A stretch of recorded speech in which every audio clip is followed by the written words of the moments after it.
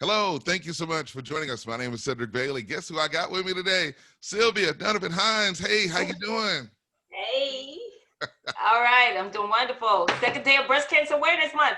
Yes, it is. Yes, it is. And we are here to talk about it. Let's talk about the journey and how it all started for you, celebrating life. Is this the 19th year, Sylvia?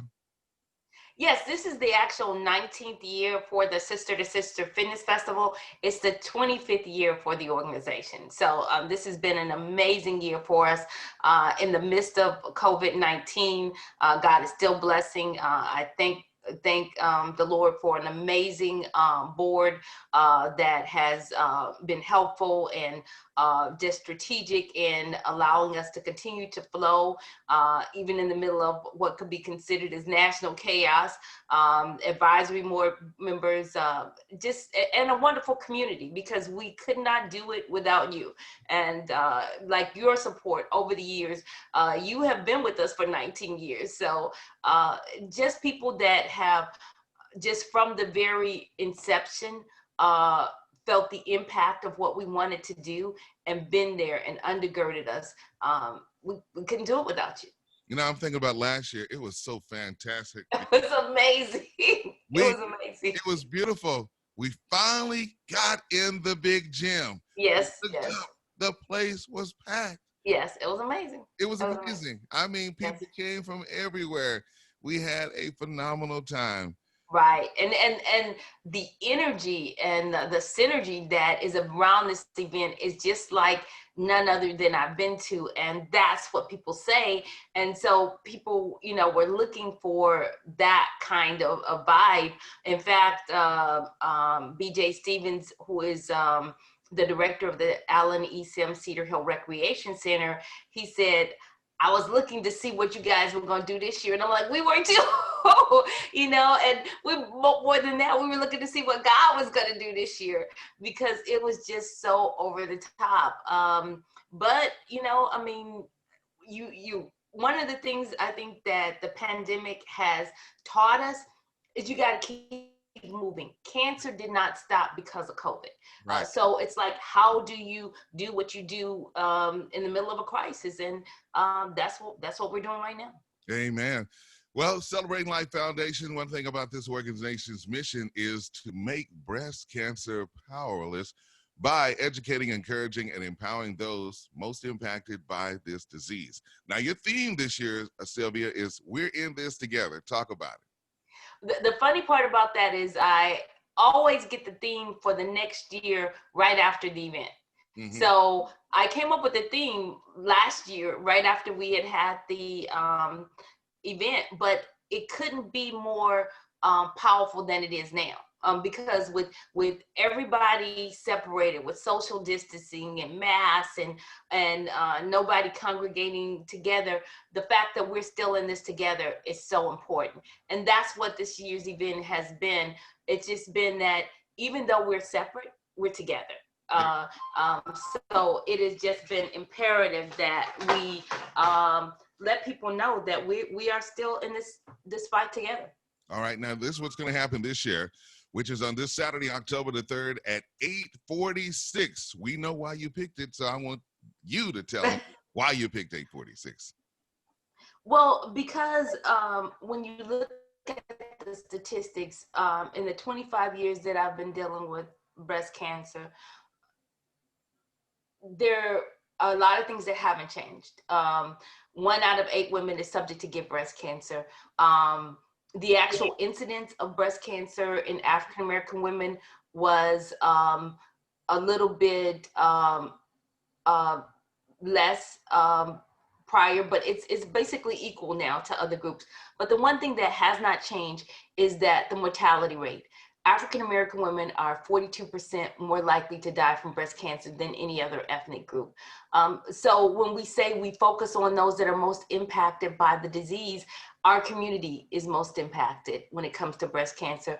And with the national focus on Black Lives Matter, and with the death of George Floyd, we decided that we wanted to do something that was symbolic of that impact and what it's made, because this disease is making an impact in our community. And that's why with the 8 minutes and 46 seconds that took the breath from his life, that's why we wanted to start at 8:46.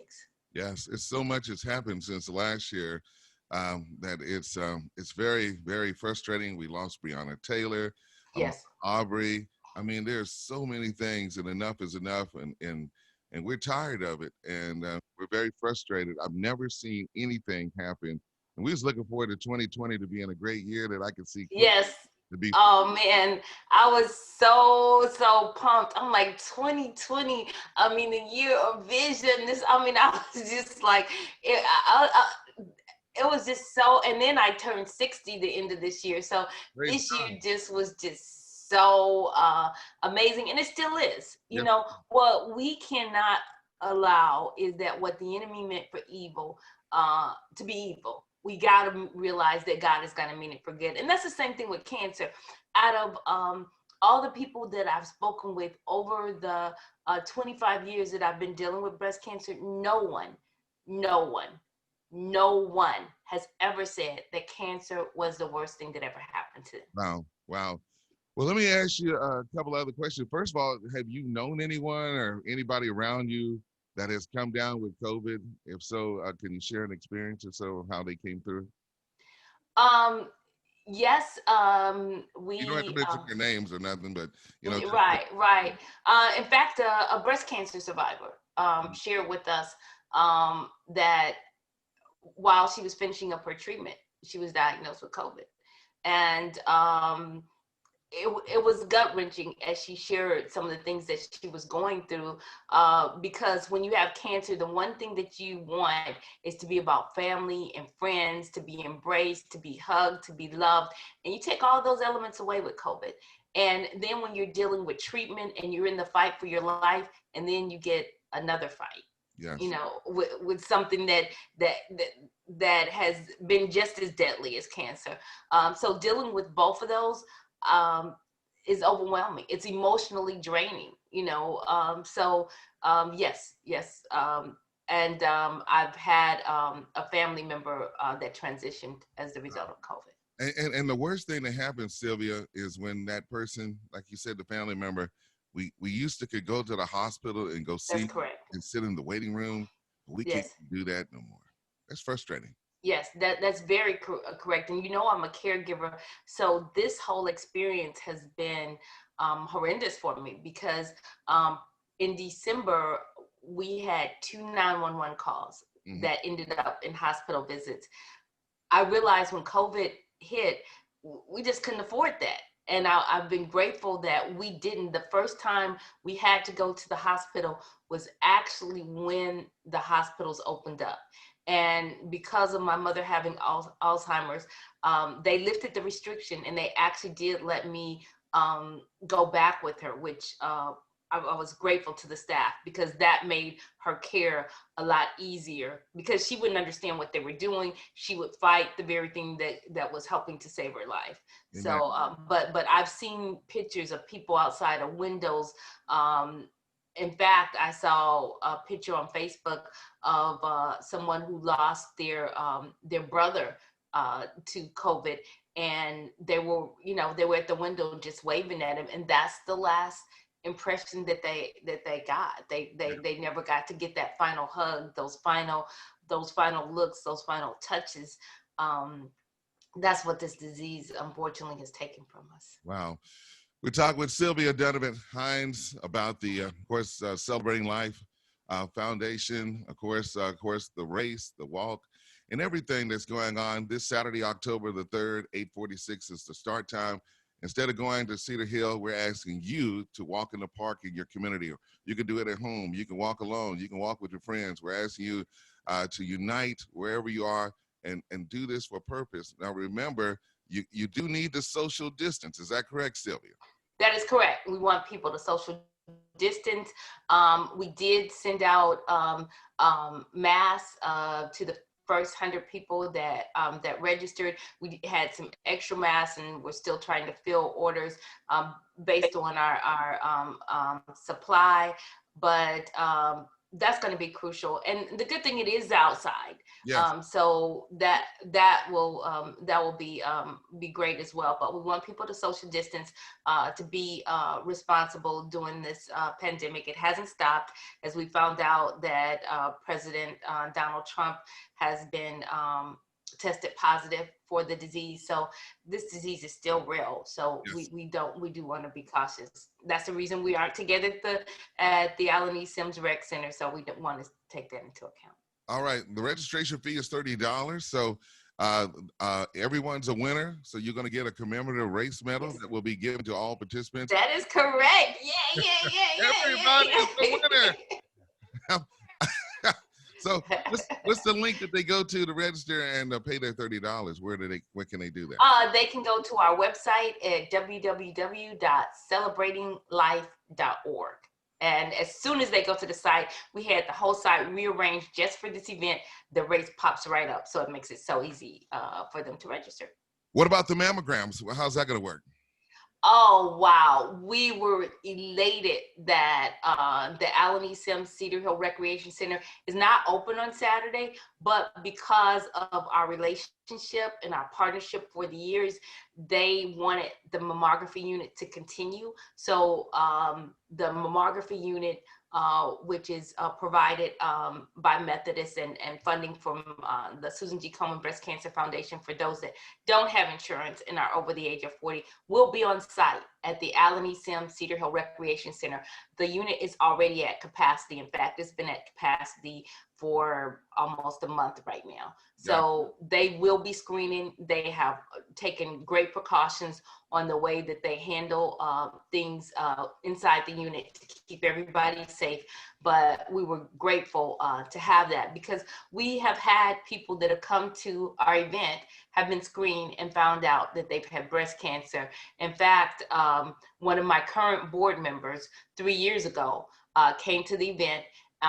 She had just retired, was waiting for her husband to get insurance on his new job, and took advantage of the mammography screening and found out that she had breast cancer. Wow. And as a result, ended up going through the Bridge Breast Network for treatment, and now is a very viable supporter of our organization. Amen. Well, we've given you all the information. There's only one thing we ask that you do, is when you take your pictures on the event day, which is on this Saturday, we want you to post them to your Facebook page, but we want you to put the hashtag, and I believe that hashtag is, of course, # Sister to Sister 2020. Is that correct? That's it, Sister to Sister 2020 hashtag. And that way we can pull it and we can find it, because even though we're separate, we'll be together, and we want to see what people have done. And the amazing part of this year is that we got people all over the country participating.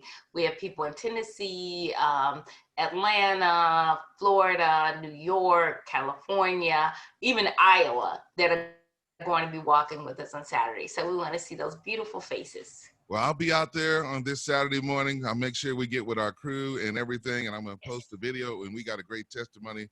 I'll let the young lady tell everything, and I don't want to be a spoiler. I want to let her share her testimony. And she was there last year. We got a huge testimony coming out of Oklahoma because of you, Cedric. And that's the one thing that I thank God for, because of your support. But it hasn't been, you've always helped us as far as coming and being a disc jockey for the event, but it's deeper than that. You've always, even when we started out at Keys Park, you were like, I want to see this grow. I want to see this go national. I want to help. And I mean, we've even been at funerals where you met me at the door to get the family something to remind them of their loved one that had died from breast cancer. So we appreciate your support, because it hasn't just been I'm just serving as your disc jockey for this event. it has been a hard commitment. And last year you brought Angela to us with Team Angela from Oklahoma, a whole family that came down, and we got to give her a quilt and love up on her, and her testimony and our connection over the year has just been wonderful. So we appreciate you, because a lot of people are just in and out for whatever it is that they do, but you've been in and out because of the commitment, the love, and we love you for it. Thank you so much. I've learned a lot from that, and was just to be able, because it was some things I didn't know, but I just sat back and watched, because God told me to be silent. He says, you need to just be a recording angel and take notes. So I was there to watch her ring that bell, and Yes. she did it one for the Father. I'll never forget what she said. But everybody in that place showed up, and that's what it's going to take. It's called support. We got to be there. Yes. We got to stay prayed up. You know, I think about Chadwick Boseman, who passed away, and he dealt with, I think, prostate cancer. Is that right? Colon cancer. Colon cancer. He was 43 years old. He was battling it the whole time, never told nobody. But one night we got the message that he was gone. And that means he had it when he was 39 years old. He didn't. Yes, that's correct. Yes, yes. And the one crucial thing is he had it when he made Black Panther. Yes. You know, I mean, this amazing movie, and he had it the whole time he was dealing with the production of the movie. So it lets you know that cancer doesn't stop anything. Yeah, you had men last year that were at your event, because I remember at the end they came out there with the cowboy hats on. And when they got up and walked, I played Old Town Road. They said, well, we got to take my skills down to the Old Town Road. It was so funny. We had Yes, and men get breast cancer. And I think one of the highlights of our organization was when Richard Roundtree came and spoke at our luncheon. And that just magnified everybody Shaft, you know, the big macho guy in our community had breast cancer. So it's something that we can't ignore. It's not discriminating over race, age, or sex. All right, as we close, we want to remind you the 19th annual Sister to Sister Festival is still going on. It's virtually. And guess what? You can do it wherever you need to. All you got to do is just register. Yes. It's $30, and that's all you got to do. And even if it's tight on the money situation, so just make the commitment. Do something. You'd be surprised what God can do for someone in a time of need. Any closing comments, Sylvia? You get the final word. My closing comment is early detection saves lives. So if you notice something different about your breast, whether you are 29 or 69, kick off this year. Natasha Burst is 31 years old. She's a 5-year breast cancer survivor. So please, ladies, men, make sure that you take care of yourselves so that you can take care of others. And what's that link one more time? It's www.celebratinglife.org. All right. Sylvia Dunnavant Hines, thank you. Tell Miss Jan we say hello, okay? Yes, I will. Miss Jan is basically getting around in a wheelchair, but she is going to be supporting the Sister to Sister Fitness Festival too. Amen. Sylvia Dunnavant Hines, Celebrating Life Foundation. I'm Cedric Bailey. Thank you so much, Sylvia.